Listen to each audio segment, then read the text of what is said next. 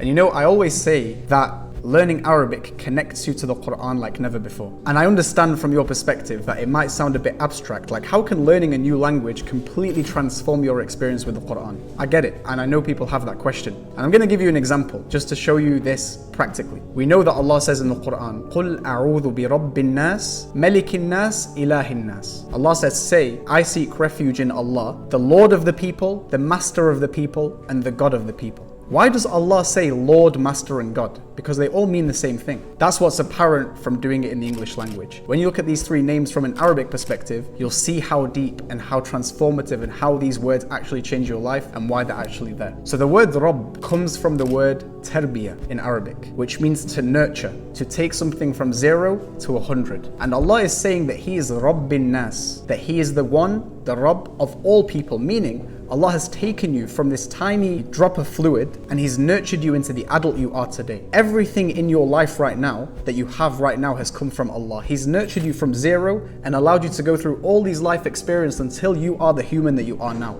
And it is Allah that did that. He's the one that nurtured you to now. And He's the one that nurtured every single one of us to this moment.